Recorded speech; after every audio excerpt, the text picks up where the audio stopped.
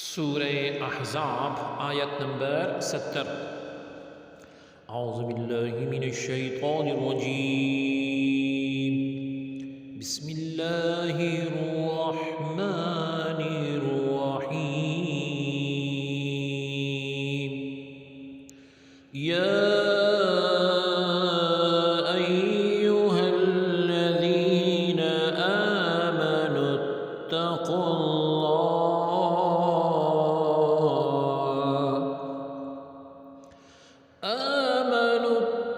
اللہ وقولوا قولا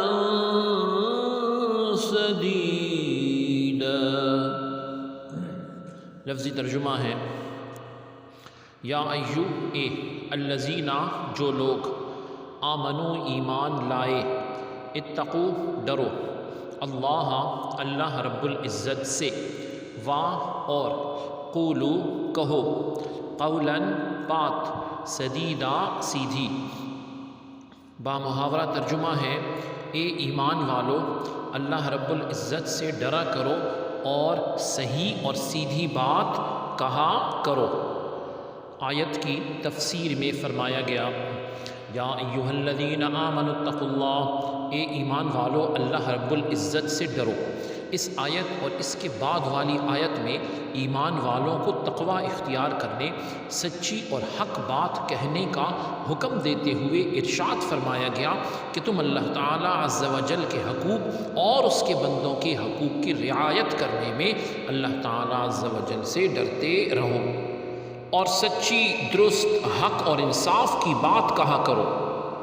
انصاف کی بات کرو اور اپنی زبان اور اپنے کلام کی حفاظت کرو، یہ سب بھلائیوں کی اصل ہیں۔ اگر ایسا کرو گے تو اللہ تعالیٰ عز و جل تم پر کرم فرمائے گا، اور اللہ تعالیٰ عز و جل تمہارے اعمال تمہارے لیے سنوار دے گا۔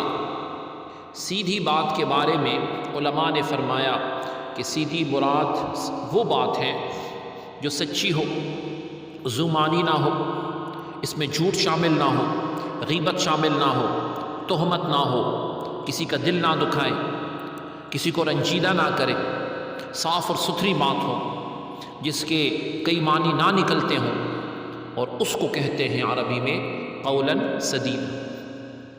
پھر اگلی آیت میں اس کے فوائد بیان ہوئے، انشاءاللہ اگلی آیت میں پڑھیں گے۔ تو سیدھی بات کہنے کے بہت سے فائدے ہیں۔ سب سے پہلا بات کہ جو سیدھی بات، جس کی زبان سیدھی ہے اس کا ایمان بھی سیدھا، جس کی زبان میں گڑبڑ ہے اس کے ایمان میں گڑبڑ ہے۔ اللہ رب العزت ہمیں سیدھی بات کہنے کی توفیق عطا فرمائے۔ سبحانک اللہم و بحمدک، اشہد ان لا الہ الا انت، استغفرک و اتوب الیک۔ صلی اللہ تعالی علی خیر خلقہ محمد وعلی آلہ و اصحابہ اجمعین برحمتک یا ارحم الراحمین۔